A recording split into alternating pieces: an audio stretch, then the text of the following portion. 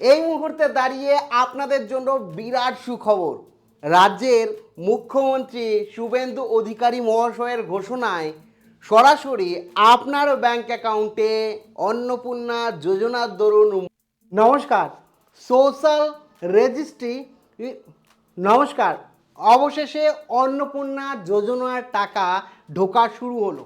কাদের আজকেই ঢুকছে এবং কাদের ক্ষেত্রে বাতিল হচ্ছে এবং প্রমাণ সহ বিস্তারিত এই ভিডিওতে আপনাদেরকে দেখাবো যে অন্নপূর্ণা যোজনার টাকা কাদের ঢুকলো এবং আপনার কি ঢুকছে কি সম্পূর্ণ প্রমাণ সহ বলবো এবং আপনার আর ক্ষেত্রে কারা কারা পাবে না নির্দেশিকা অনুযায়ী এই অন্নপূর্ণা যোজনার টাকা সেটাও বলবো। কাজেই আপনাদের মধ্যে যারা অন্নপূর্ণা যোজনার টাকার জন্য ওয়েট করে রয়েছেন আর ব্যাংকে এখনও টাকা ঢোকেনি বা আন্ডার ইনকোয়ারি দেখাচ্ছে, তারা ভিডিওটি প্রথম থেকে শুরু করে শেষ পর্যন্ত ওয়াচ করুন। ভিডিওটি ভালো লাগলে অতি অবশ্যই একটি লাইক প্রদান করুন। আমাদের পরিবারের সদস্য না হয়ে থাকলে এই যে কালো রঙের সাবস্ক্রাইব বাটন রয়েছে, সাবস্ক্রাইব বাটনে ক্লিক করে পাশের বেল আইকনে ক্লিক করে অল নোটিফিকেশন, এই যে কালো রঙের সাবস্ক্রাইব বাটনে ক্লিক করে পাশের বেল আইকনে ক্লিক করে অল নোটিফিকেশনে ক্লিক করে রাখুন, যাতে সম্পূর্ণ ইনফরমেশান সম্পূর্ণ বিনামূল্যে আপনারা পেয়ে যেতে পারেন। আর সাবস্ক্রাইব করতেও কোনো রকম টাকা লাগে না, অবশ্যই সাবস্ক্রাইব করে রাখবেন। তো চলুন একে একে সমস্ত তথ্য দেখে নিই এবং প্রমাণ সহ যে টাকা ঢুকছে সেটাও দেখে নিই। মানে দেখতেই পাচ্ছেন যে এসবিআই ব্যাংকে তার ডিবিটি লিঙ্ক ছিল যা ঢুকেছে, আমার পরিচিতই। তো এসবিআই ব্যাংকে কি হচ্ছে তোমার ডাইরেক্ট বেনিফিট ট্রান্সফার আরে লিঙ্ক ছিল, আধার কার্ডের সাথে এসবিআই লিঙ্ক ছিল। তারপরে কবে ঢুকেছে 11টা 47 কালকে বলে দিয়েছে ডিয়ার কাস্টমার ডিবিডি অর্থাৎ ডাইরেক্ট বেনিফিট ট্রান্সফারের মাধ্যমে সরকারি পেমেন্ট মানে সরকারি প্রকল্পের টাকা of rate 3000 credited to your account. এখানে অ্যাকাউন্ট নাম্বার দেওয়া আছে, অন ডেট দেওয়া আছে 10/7/2026, এই 10 তারিখ অর্থাৎ কালকেই কিন্তু সকাল 11টা 47 ঢুকেছে। আজকেও অনেকে আমাকে বলেছেন যে আমার টাকা ঢুকেছে, অর্থাৎ সরকার কিন্তু মাসিক 3000 টাকা করে দেওয়া শুরু করে দিয়েছে। এক্ষেত্রে মুখ্যমন্ত্রীর ঘোষণা অনুযায়ী কাদের কাদের অ্যাকাউন্টে টাকা ঢুকছে, যাদের ঢোকেনি কবে ঢুকবে পুরোটা এক্সপ্লেন করছি। আপনার এই মুহূর্তে কি করা উচিত টাকা যাদের ঢোকেনি পুরোটা বলি। প্রথমেই বলে রাখি অন্নপূর্ণা যোজনার যে ভেরিফিকেশন প্রক্রিয়া তার যোগ্য প্রাপকদেরই কিন্তু বাছাই করছে, যেখানে প্রায় আবেদন জমা পড়েছে অনলাইন অফলাইন মিলিয়ে এবং সরকারি ভেরিফিকেশান বাড়ি বাড়ি গিয়ে কিন্তু যাচাই হবে, ফোন কলের মাধ্যমে তথ্য সংগ্রহ হচ্ছে, স্বয়ংক্রিয় ডেটা চেকিংও হচ্ছে। অনেকের ক্ষেত্রে সামান্য কিছু ভুল আছে তাদের অটোমেটিক কিন্তু ভেরিফিকেশান হয়ে যাচ্ছে, যেটা শোনা যাচ্ছে। কিন্তু ভেরিফিকেশান না হলে কিন্তু আপনার ভেরিফিকেশান কমপ্লিট না হলে কিন্তু টাকা ঢুকবে না। এখানে সরকার বা রাজ্যের মুখ্যমন্ত্রীর ঘোষণায় প্রাপক যারা রয়েছে যোগ্য প্রাপক তারাই কিন্তু টাকা পাচ্ছেন।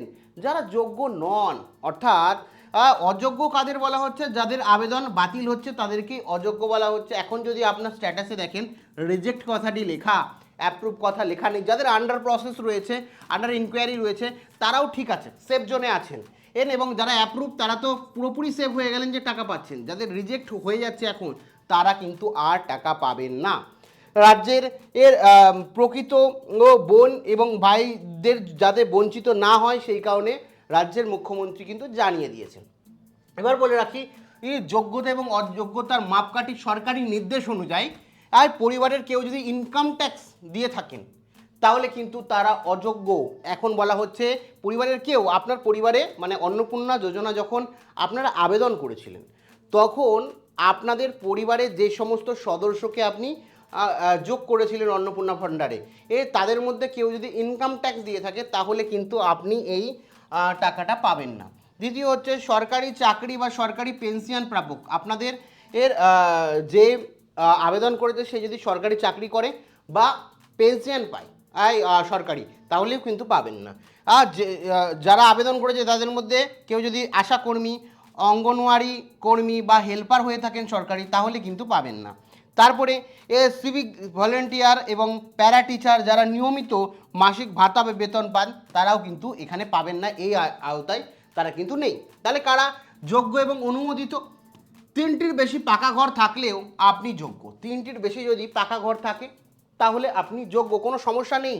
এই তিনটির বেশি বা কম যেটা আগে রুলস ছিল সেগুলো ভুলে যান, এখন ওইটার ব্যাপার নেই। এই তারপরে হচ্ছে জিএসটি প্রদানকারী হলেও আপনি আবেদনযোগ্য, কিন্তু মনে রাখতে হবে জিএসটিটা যাতে 25 লাখের ওপরে না হয়, মানে আপনার ইনকাম ট্যাক্সের আয়তায় যাতে না আসেন সেটা মাথায় রেখেই কিন্তু জিএসটি। ধরুন কেউ হয়তো ফুচকা বিক্রেতা, সেও হয়তো বিজনেসের জন্য জিএসটি নিয়েছে, তার বছরে ইনকাম ধরুন অনেক বেশি, সেক্ষেত্রে কারোর ধরুন একজন মানে বছরে কম তার ফুচকা বিক্রেতা তার কম, কিন্তু একজন মানে দেখা গেছে মার্বেল বিক্রি করে, তার জিএসটি সেও নিয়েছে, সে জিএসটিতে কেনা বেচা বহুত বেশি, তাদের ক্ষেত্রে আওতায় আসবে। এবং নর্মাল যারা জিএসটি প্রদান করছেন তাদের কোনো অসুবিধা নেই। এছাড়া জমি বেশি থাকলেও রিজেকশন হচ্ছিল, এখন সেটাও সরকার বাতিল করে দিয়েছে, যে 50 শতক বা ডেসিমেল 50 শতক বা ডেসিমেলের বেশি জমি থাকলেও, মানে বা ধরে রাখুন 9 বিঘার চাষের জমি থাকলেও, 10 বিঘা জমি থাকলেও কিন্তু আপনার কোনো সমস্যা নেই, জমির জন্য আপনার অ্যাপ্লিকেশন রিজেক্ট হবে না, না ঘরের জন্য রিজেক্ট হবে, তিনটের বেশি থাকলেও রিজেক্ট হওয়ার সম্ভাবনা নেই। এই যেটা এই মুহূর্তে শোনা যাচ্ছে, জিএসটি প্রদানকারী হলেও আপনি আবেদন আপনার মানে গ্রহণ করা হবে, আর আপনার জমি যদি মোটামুটি 10 বিঘার ওপরেও থাকে তাও মোটামুটি গ্রহণ করা হবে, 50 ডেসিবেল বা 50 শতক পর্যন্ত তো ছাড়ই দেওয়া হয়েছে। এবার এখানে বলে রাখি, পুনরায় ভেরিফিকেশন প্রথম কিস্তি পেলেও কি সুরক্ষিত?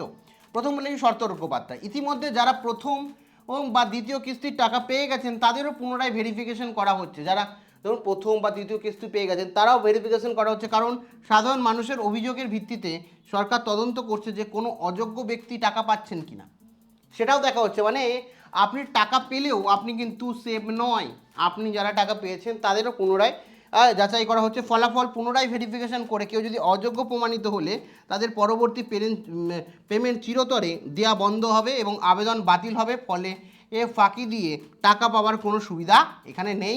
সরকার বলছে যারা যোগ্য তারাই কিন্তু টাকা পাবে, যারা যোগ্য নয় তারা টাকা পাবে না, এই সুবিধা থেকে তারা বঞ্চিত হবে। এবং যারা হয়তো ভুলবশত টাকা পেয়ে গেছে, অ্যাপ্রুভ হয়ে গেছে, টাকা পাচ্ছে, তাদের প্রথম বা দ্বিতীয় কিস্তি পেয়ে গেছে, তার সত্ত্বেও ভেরিফিকেশন হওয়ার পর যদি রিজেক্ট হয় তাহলে আর এই অন্নপূর্ণা যোজনার দরুন আপনি টাকা পাবেন না, সেটাও বলছে সরকার। মানে সরকার চাইছে যোগ্য যারা তারাই যেতে পায়। এবার বলে রাখি, স্ট্যাটাসের এই মুহূর্তে পরিবর্তন হচ্ছে, কি পোর্টালে দেখানো মেসেজের অর্থ আপনাকে বুঝতে হবে। আন্ডার ইনকোয়ারি বা আন্ডার প্রসেস যদি বলে তাহলে চিন্তার কোনো কারণ নেই, 12ই জুলাইয়ের মধ্যে অটোমেটিক ভেরিফিকেশন সম্পন্ন হয়ে আপনি যোগ্য হলে শীঘ্রই অ্যাপ্রুভাল আপনি পেয়ে যাবেন। এবার ধরুন আপনার সাবমিটেড দেখাচ্ছে, অর্থাৎ আপনার আবেদন জমা পড়েছে, সরকারি এই আধিকারিকরা এটি খতিয়ে দেখছেন যে এখনও মানে ভেরিফিকেশন বা ইনকোয়ারি পর্যায়ে যায়নি, জাস্ট সাবমিটেড হয়েছে। রিজেক্টেড যদি হয়, আপনি সরাসরি শর্ত পূরণ করেননি, যেমন সরকারি চাকরি বা ট্যাক্স প্রদান, এই সমস্ত কিছু একটা রুলস রেগুলেশনের কারণে আপনার ফর্ম ফিল আপ বাতিল হয়েছে, মানে এখানে রিজেক্টেড দেখানো এখন মানে আপনার পার্মানেন্টলি ফর্ম বাতিল হয়েছে, আপনি টাকা একেবারেই পাচ্ছেন না। এটা এবার বলে রাখি, পেমেন্টের ক্যালেন্ডার কার কবে টাকা ঢুকবে, এখানে বলে রাখি ইতিমধ্যে সফলভাবে পেমেন্ট হয়ে গেছে, বহু মানুষ 9 তারিখ পেয়েছেন, কেউ কেউ 10 তারিখ পেয়েছেন, এরকম পেমেন্ট ফেলিওর থাকার সত্ত্বেও বহু মানুষের টাকা ঢোকেনি, তাদের কিন্তু অলরেডি ঢুকতে শুরু করেছে। এসবিআই, ইউনিয়ন ব্যাংক থেকে, ইন্ডাসট্রিজ ব্যাংক থেকে শুরু করে তোমার হচ্ছে ওভারসিজ ব্যাংক অনেকে আমাকে বলেছেন, তো এদের ক্ষেত্রে কিন্তু ঘটেছে। এবং 20 থেকে 25 তারিখে 25 জুলাইয়ের মধ্যে কিন্তু ব্যাপক পরিমাণে আন্ডার এনকোয়ারি থেকে অ্যাপ্রুভাল পাবে, মোটামুটি 15 তারিখের পর থেকেই পাওয়া শুরু করবে, 25 তারিখের মধ্যে সম্পন্ন হবে এবং তাদের ওই সময়ে ছাড়ার সম্ভাবনা রয়েছে। জুলাই মাসে কিস্তি যদি কোনো কারণে না পান তাহলে আগস্ট মাসের 1 তারিখ থেকেই কিন্তু আপনার কিস্তি চরম পরিমাণে ঢুকতে শুরু করবে, প্রচুর মানুষের, ঠিক আছে, যেটা এই মুহূর্তে তথ্য রয়েছে। এবার বলে রাখি গুরুত্বপূর্ণ আপডেট আসছে, সম্পূর্ণ নির্দেশিকা, অন্নপূর্ণা যোজনা শর্তাবলী নিয়ে সাবধান, মানুষকে বিভ্রান্ত করতে নারী এবং শিশু কল্যাণ বিভাগের ওমেন অ্যান্ড ডেভেলপমেন্টের জন্য খুব শীঘ্রই একটি পূর্ণাঙ্গ অফিসিয়াল নোটিশ প্রকাশিত করতে চলেছে।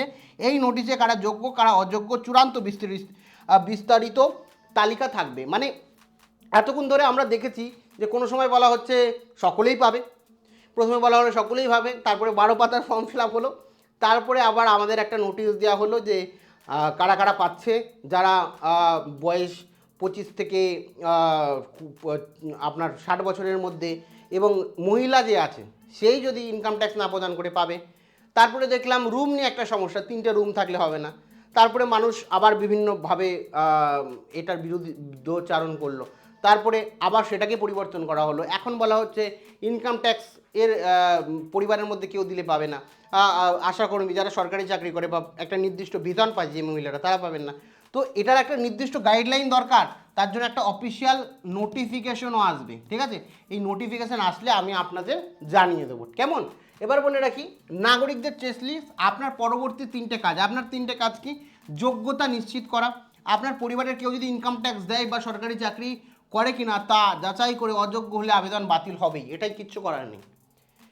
দ্বিতীয় হচ্ছে ব্যাঙ্ক অ্যাকাউন্ট ঠিক রাখুন, আধার লিঙ্ক, কেআইসি, ভিভিডি লিঙ্ক চালু আছে কিনা সেটা আপনি ব্যাংকে গিয়ে একবার নিশ্চিত করে আসুন সব ঠিকঠাক আছে কিনা। 3 নম্বর কি, 20 থেকে 25শে জুলাই নজর রাখুন, স্ট্যাটাস আন্ডার ইনকোয়ারি থাকলে এ চিন্তার কোনো কারণ নেই। জুলাই মাসের শেষ সপ্তাহ পর্যন্ত ব্যাঙ্ক অ্যাকাউন্টের পাসবই চেক করুন। এসএমএসের ওপর ভরসা করবেন না। এই যে এসএমএস এসছে, অনেক সময় কি হচ্ছে এসএমএস আসে না, আপনাদের বলে রাখি, অনেক সময় এসএমএস কিন্তু আসে না, ঠিক আছে?